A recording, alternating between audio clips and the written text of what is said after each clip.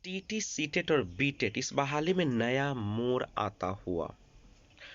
State, बीटेट और CTET लोग video के माध्यम से नौटंकी शुरू कर दिए हैं। सब के सब धांधली में लिप्त, हर कोई मतलबी और सब टॉर्चर का शिकार। तो एसटीटी, सीटीईटी और बीटीईटी इस बहाली में नया मोड़ आ गया है।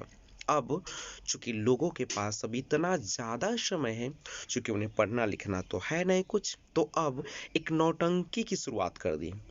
और वो नौटंकी है, वो एक दूसरे को कहते चलते हैं कि एसटीटी केस में चंदा चोरी या एसटीटी केस फेल अभ्यर्थियों को पैसे के लिए टॉर्चर।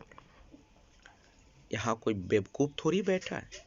जो भी क्वालिफाइड है, डिसक्वालिफाइड है, क्या उनको अकल नहीं है? सभी के सभी भावी टीचर है, भावी शिक्षक बनने वाले हैं, और कोई वह एक किशोरा अवस्था में नहीं है। सभी मैच्योर पर्सन है, ग्रेजुएट है, और सबको इतना अक्ल तो ज़रूर है कि हमारे लिए कौन अच्छा है और कौन खराब है।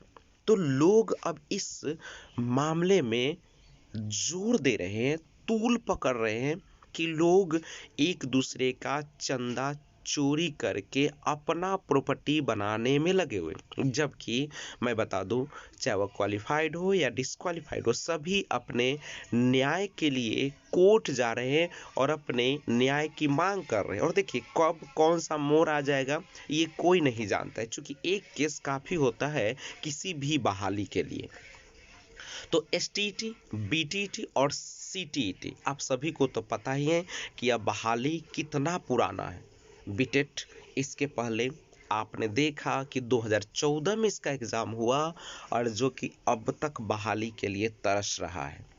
और सीटीईटी, चूँकि सीटेट जो है वह केंद्र सरकार द्वारा एक पात्रता परीक्षा है, और जिसके माध्यम से हम एनबीएस, केबीएस, DSSS या अनेक प्रकार के एग्ज़ाम है, उसमें हम हिस्सा लेने का एक ही पार्ट बनेगा। लेकिन हमारे बिहार सरकार ने बीटीईटी को न मान्यता देते हुए, यानी मान्यता तो दी है लेकिन दोनों को शामिल कर दिया। जबकि जब राज्य में किसी भी प्रकार की पात्रता परीक्षा होती है तो उसमें राज्य के पात्रता परीक्षा के आधार पर ही बहाली की जाती है। तो ये सारे माध्यम, कभी एनआईओएस केस के माध्यम से, तो कभी डीएलईडी या कभी बीएड, यानी प्राथमिकता के आधार पर विभिन्न प्रकार से लोगों को, अभ्यर्थियों को खूब गुमराह किया। और अब मौका आ गया एसटीईटी का। एसटीईटी भी कम हिस्सेदारी नहीं बढ़ाया इसमें। आप सभी को पता है कि 6th चरण और 94,000 बहाली, और फिर ये एसटीईटी 2019, ये 3 का 3। कब तक लोग अपने मतलब के लिए दूसरे को टॉर्चर और शिकायत में लगे रहेंगे? क्या अब लोगों के पास इतना ही बच गया है कि दूसरे का जब अपना पेट भर लिया है पूरी तरीके से, तो उनको दुनिया भी वैसे ही नजर आने लगी? आप सभी को पता है कि एक अंधे को पूरा दुनिया अंधा ही नजर आता है, और एक पागल को हर कोई पागल ही नजर आता है।